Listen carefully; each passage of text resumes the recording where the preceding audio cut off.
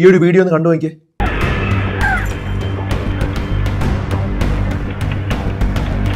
കുറച്ചു ദിവസം മുമ്പ് ഒരു കുട്ടിയുടെ തൊണ്ടയിൽ ഒരു ഐസ്ക്രീം കുടുങ്ങുകയും അത് കണ്ടു നിന്ന വ്യക്തികൾ വെള്ളം കുടിക്കാനാണ് അവരോട് പറഞ്ഞത്. ഒരു കാരണവശാലും ചെയ്യാൻ പാടില്ലാത്തൊരു കാര്യമാണ് അന്ന് സംഭവിച്ചത്. ഭാഗ്യം കൊണ്ട് കുട്ടി രക്ഷപ്പെട്ടു.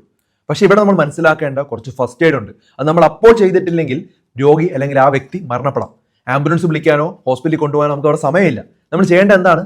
ആ വ്യക്തിയോട് ചുമയ്ക്കാൻ പറ്റുമെങ്കിൽ ചുമയ്ക്കാനായിട്ട് പറയുക. അതാണ് ഫസ്റ്റ് ആൻഡ് ഫോർമോസ്റ്റ്. ചുമയ്ക്കുന്നുണ്ടെങ്കിൽ അത് പുറത്തോട്ട് വരാനുള്ള സാധ്യത വളരെ കൂടുതലാണ്. ചുമയ്ക്കാൻ പറ്റിയില്ലെങ്കിൽ ഇമ്മീഡിയറ്റ്ലി നമ്മൾ കൈ മുഷ്ടി പോലെ ചുരുട്ടിയതിനു ശേഷം പൊക്കിളിന്റെ ഭാഗത്ത് വെക്കുക, പൊക്കിളിന്റെ കുറച്ച് മുകളിലായിട്ട്. മറ്റേ കൈ കൊണ്ട് കവർ ചെയ്തതിനു ശേഷം ലെറ്റർ ജെ എന്നുള്ള ലെറ്റർ എങ്ങനെയാണോ നമ്മൾ ഇംഗ്ലീഷിൽ എഴുതുന്നത് അത് ഓപ്പോസിറ്റ് രീതിയിൽ ഒന്ന് ആലോചിച്ച് നോക്കുക. ഇങ്ങനെയാണ് ജെ എന്നുള്ള ലെറ്റർ. അകത്തോട്ട് കുത്തിയതിനു ശേഷം മുകളിലോട്ട്. അപ്പൊ അങ്ങനെ കണ്ടിന്യൂസ് ആയിട്ട് അകത്തോട്ട് പ്രസ് ചെയ്തതിനു ശേഷം മുകളിലോട്ട്, അങ്ങനെ കണ്ടിന്യൂസ് ആയിട്ട് പ്രസ് ചെയ്തുകൊണ്ടിരിക്കുക. ആ വ്യക്തി കുഴഞ്ഞു വീഴുന്നത് വരെയോ അല്ലെങ്കിൽ ആ തൊണ്ടയിൽ കുടുങ്ങിയിരിക്കുന്ന സാധനം പുറത്തു വരുന്നത് വരെയോ ഇത് ഉറപ്പായിട്ടും ചെയ്തിരിക്കണം. ലൈഫ് സേവ് ചെയ്യുന്ന ഒരു ഇമ്പോർട്ടൻറ്റ് ടിപ്പാണ്. ധാരാളം ആളുകൾക്ക് യൂസ്ഫുൾ ആയിട്ടുള്ള ഒരു കാര്യമാണ്. ഷെയർ ചെയ്ത് കൊടുക്കുക.